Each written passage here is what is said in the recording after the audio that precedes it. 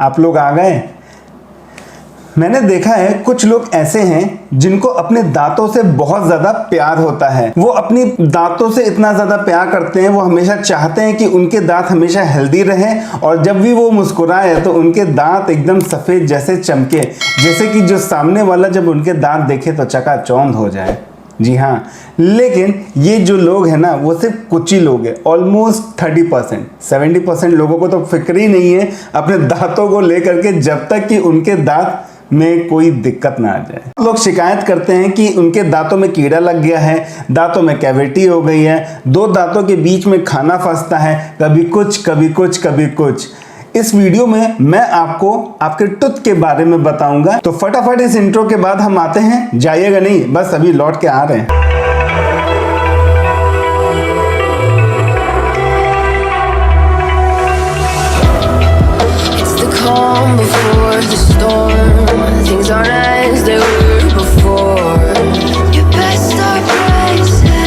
Everyone, welcome back to my channel in the dental traveller blog. आप सभी का बहुत बहुत स्वागत है एक बार फिर से मेरे नए वीडियो में। मेरा नाम है doctor Rahul Tripathi, completed my BDS as well as MDS in prosthodontics and implantology. जब आप खाना खाते हैं तो आप अपने दांतों से खाने को चबाते हैं। वो चबाते इसलिए हैं कि जिससे कि आपका खाना जो है निगलने में आपको आसानी हो जाए, सॉलो करने में आसानी हो जाए और आपका डाइजेशन जो है वो ठीक ठाक रहे। लोगों को मैंने देखा है कि खाना जो है फटाफट खा लेते हैं, बिना चबाए खा लेते हैं, ऐसे निकल जाते हैं। उससे क्या होता है कि आपका जो डाइजेस्टिव सिस्टम है ना वो काफी ज्यादा बेकार हो जाता है और वो अच्छे से काम नहीं कर पाता है। इसलिए अपने खाने को आराम से चबाइए, समय लेके चबाइए, जिससे कि आपका डाइजेशन सिस्टम जो है ना एकदम सही चलता रहे। पूरी बॉडी में सबसे ज्यादा मजबूत पार्ट बताए क्या होता है? आपका दांत। जो ये आपका टूथ होता है ना, ये सबसे ज्यादा हार्डेस्ट सब्सटेंस होता है इन ह्यूमन बॉडी। ये टूथ का बहुत ज्यादा इंपॉर्टेंट रोल होता है। वो खाना खाने में, चबाने में, डाइजेशन में, न्यूट्रिशन में, यहाँ तक कि आप जो बात बोलते हैं ना, जो स्पीच, जो आवाज निकलती है, उसमें भी आपके दांतों का बहुत इंपॉर्टेंट रोल होता है। आपने अक्सर देखा होगा वो लोग जो डेंचर पहनते हैं, जिनके माउथ में एक भी दांत नहीं होते, कंप्लीट डेंचर का केस होता है, वो सही तरीके से बोल नहीं पाते। उनके जो शब्द है ना वो क्लियरली नहीं निकलते हैं। वो इसलिए नहीं बोल पाते हैं क्योंकि उनके नेचुरल टूथ नहीं होते हैं। माउथ में दो आर्चेस पाई जाती हैं। पहला आर्च होता है मैक्सिलरी आर्च, जो कि ऊपर वाला होता है, और दूसरा होता है नीचे वाला, जिसे हम बोलते हैं मैंडिबुलर आर्च। जो ऊपर मैक्सिला होता है ये हमारा फिक्स रहता है और जो मैंडिबल होता है ये हिलता रहता है। आर्चेस में 16 दांत प्रेजेंट होते हैं। 16 ऊपर प्रेजेंट होते हैं, 16 नीचे भी प्रेजेंट होते हैं। आपके 32 दांत भी हो सकते हैं, आपके 28 दांत भी हो सकते हैं। अब बोलेंगे अरे 32 दांत होते हैं, 28 कहाँ होते हैं? बता रहा हूं, ये जो चारों कोनों में जो आखिरी में दांत निकलता है ना, जिसे हम अक्ल दांत या विजडम टूथ बोलते हैं, ये कंपलसरी नहीं है कि निकले ना निकले। पता लगा कुछ लोगों में निकलता है, कुछ लोगों में नहीं निकलता। कुछ लोगों में एक निकलता है, दो निकलता है, कभी 3 भी निकल सकता है, कभी चारों निकल सकते हैं। चारों कैसे? ये चारों कोने में। ठीक है, मान लो नहीं निकला तो 28 ही बचे ना। देखे होंगे अपने टूथ को, सबका शेप अलग रहता है। आगे वालों का अलग रहता है, ये अलग रहता है, पीछे वालों का अलग रहता है। क्यों? क्योंकि सबका शेप, साइज और फंक्शन सबका अलग होता है। बताऊंगा इस वीडियो में, बाद में बताऊंगा, बने रहिएगा, देखते रहिए वीडियो को। हमारे टूथ के 3 पार्ट होते हैं। पहला क्राउन होता है, दूसरा नेक होता है और तीसरा रूट होता है। जो क्राउन होता है वो दिखाई देता है, ये दिख रहा है ना, ये सफेद सफेद, ये सब क्राउन होते हैं। रूट जो कि आपकी हड्डी के अंदर रहता है, और नेक का मतलब ये गर्दन होती है, जो कि सर और धड़ को जोड़ती है, जो कि मतलब कि क्राउन और रूट को जोड़ता है, वो पार्ट को नेक बोलते हैं। ये एक मॉडल है, आप देख रहे होंगे, आपको समझाने के लिए मैंने ये मॉडल लाया हूं।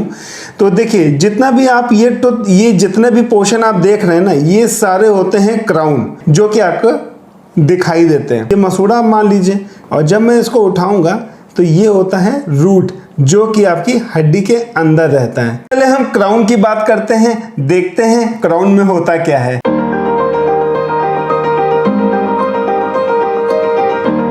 जो है हमारा विजिबल पार्ट होता है टूथ का, जो कि हमारे माउथ में दिखता है। ये देखिए, दिख रहा है ना, बस इसी को क्राउन बोलते हैं। हो गया काम खत्म। क्राउन में 3 लेयर पाई जाती हैं। जो ऊपरी लेयर होती है, जो एकदम चमकदार होती है, उसे बोलते हैं इनामिल।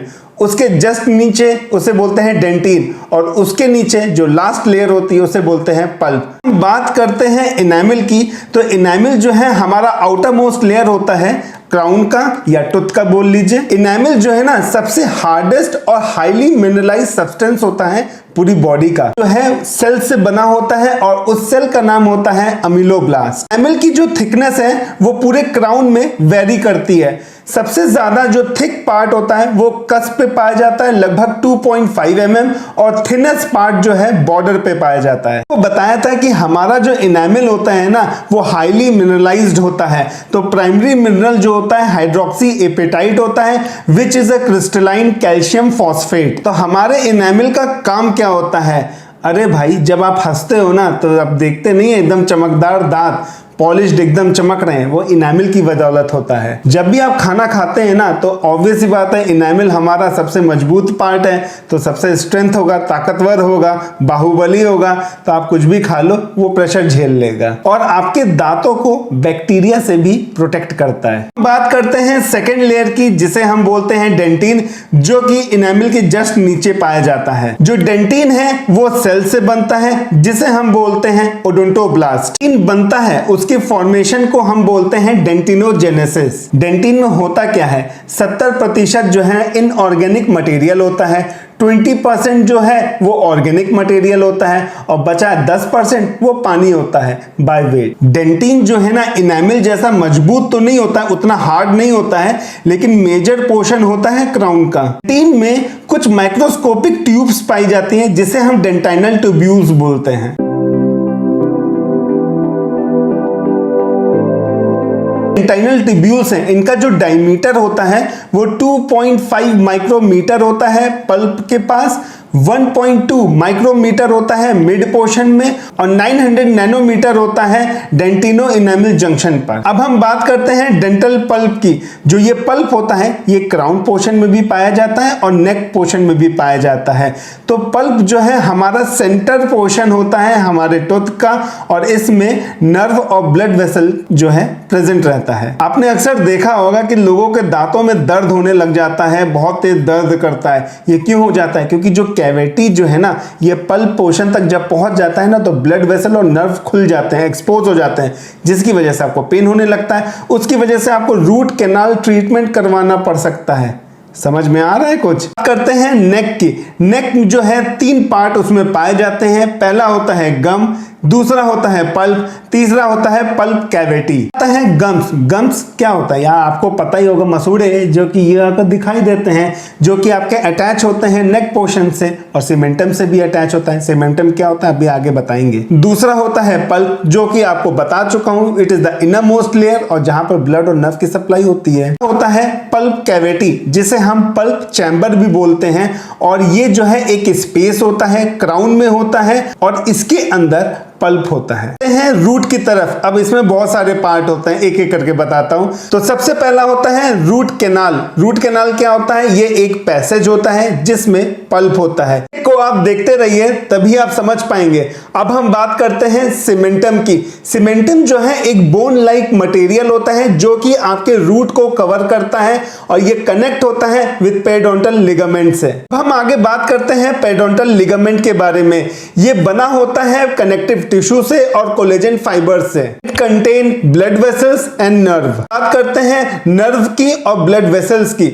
जो ब्लड वेसल्स हैं वो न्यूट्रिशन प्रोवाइड करता है पेरिडोंटल लिगामेंट को, और नर्व क्या करता है? जब आप खाना खाते हैं ना तो दांतों पर फोर्स पड़ता है, तो जो नर्व है ना उन फोर्स को कंट्रोल करता है। लास्ट में हम बात करते हैं जॉ बोन की, जिसे हम एल्वियोलर बोन भी बोलते हैं, जहां पे आपका बोनी सॉकेट प्रेजेंट होता है, या आप टूथ सॉकेट बोल लीजिए, और उसके अंदर आपका टूथ प्रेजेंट होता है। अरे यार, ये जो हड्डी है ना, बस इसी को एल्वियोलर बोन बोलते हैं, जिसके अंदर आपके दांत फंसे रहते हैं। आपके दोनों आर्च में, मैक्सिलरी और मैंडिबुलर आर्च में 16-16 दांत पाए जाते हैं, और सबके जो शेप है, साइज है और फंक्शन है, सबके अलग होते हैं। अब चलिए इसी के बारे में बात करते हैं। आपको मैंने पहले बताया था 32 दांत और 28 दांत के बारे में। अगर आपने ये पूरा वीडियो देखा है तो आप ये बात समझ जाएंगे। पहला होता है इंसाइजर, दूसरा होता है कैनाइन, तीसरा होता है प्रीमोलर और चौथा होता है मोलर। बस ये 4 नाम आप याद कर लीजिए, यही टूथ के नाम होते हैं। फिर आप बोलेंगे सर आप विजडम टूथ को तो भूल ही गए, आपने उसका नाम ही नहीं लिया है। भाई थर्ड मोलर को ही विजडम टूथ बोलते हैं, उसे मोलर ही बोलते हैं। जो ये सामने का आपको 2 दांत दिख रहे हैं ना, ये सामने आपको दिखाई देते हैं, इसे बोलते हैं सेंट्रल इंसाइजर। उसके जस्ट बगल में ये छोटा जो कि ये दांत, इसे बोलते हैं लेटरल इंसाइजर। ये नुकीला वाला इसे बोलते हैं कैनाइन। फिर इसके बगल में आपके ये दोनों दांत ये वाले, इसे बोलते हैं प्रीमोलर।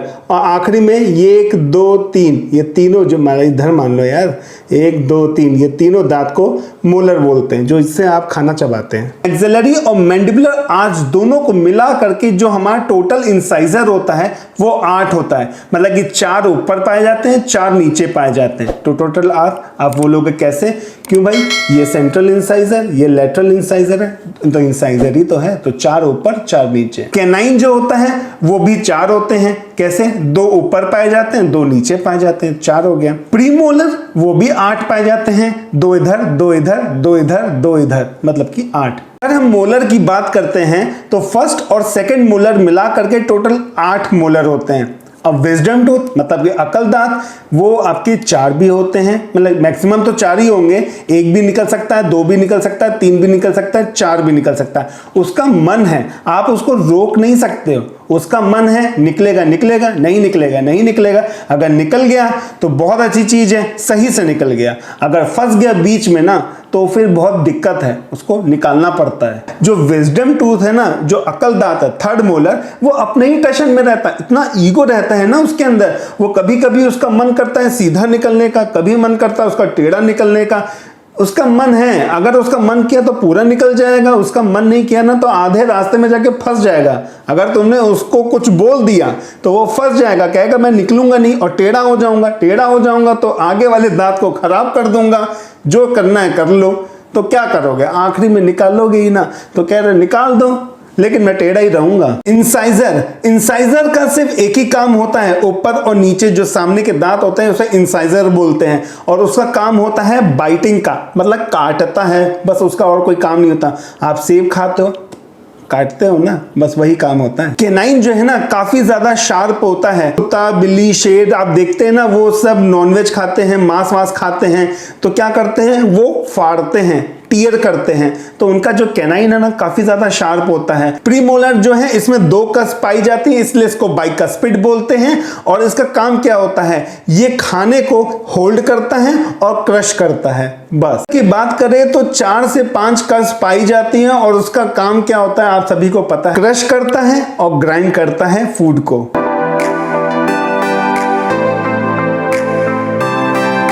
विजडम टूथ की बात करूं, उसका कोई काम नहीं होता, वो अपने मन में रहता है, मस्त मौला आदमी है, दिल पे बात ले लेता है, ईगो पे ले लेता है। वो कहता है मैं कोई काम ही नहीं करूंगा, सबसे आखिरी में निकलूंगा और सबको परेशान करूंगा।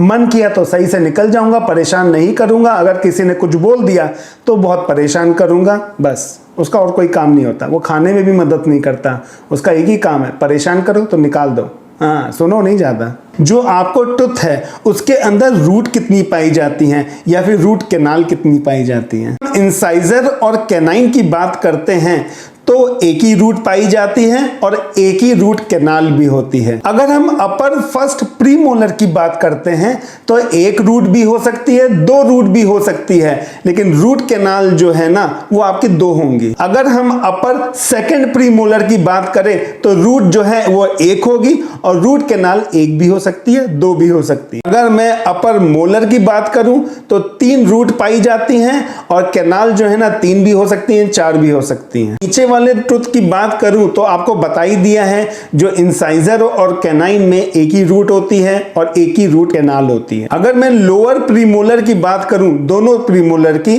तो एक ही रूट होगी और एक ही कैनाल होगा। मोलर की बात करूं तो 2 रूट होंगी और 3 4 या 5 रूट कैनाल हो सकती हैं। बातें मैंने आपको बताई हैं, ये सब परमानेंट टूथ के बारे में बताई हैं, मतलब कि जो कि 18 साल के ऊपर होते हैं, परमानेंट उनके सारे दांत रहते हैं, तो फिर उनके बारे में है। लेकिन अभी हम बात करते हैं डेसिडुअस टूथ की, जो बच्चों में होते हैं ना, जो दूध के दांत होते हैं, मिल्क टीथ होते हैं, टेम्परेरी टीथ होते हैं, उसके बारे में।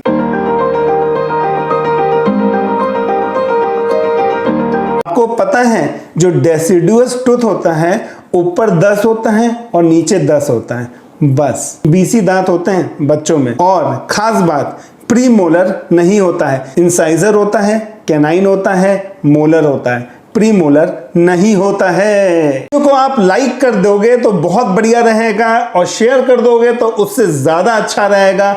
और कमेंट, अगर कुछ सवाल पूछना है तो कमेंट कर देना। और यार, सब्सक्राइब नहीं किया है, पूरा वीडियो देख लिया है और देख के चले जा रहे हो तो ये बड़ी नाइंसाफी है। सब्सक्राइब करो ये, और बेल आइकन दबाना मत भूलना, कि जिससे कि जो भी वीडियो मैं अपलोड करूंगा उसका नोटिफिकेशन आप तक पहुंच जाएगा। हैव अ मस्ती, have a blast, always keep smiling with your friends, family. और मिलूंगा आपसे एक अनदर वीडियो में, तब तक की बाय बाय, जय हिंद।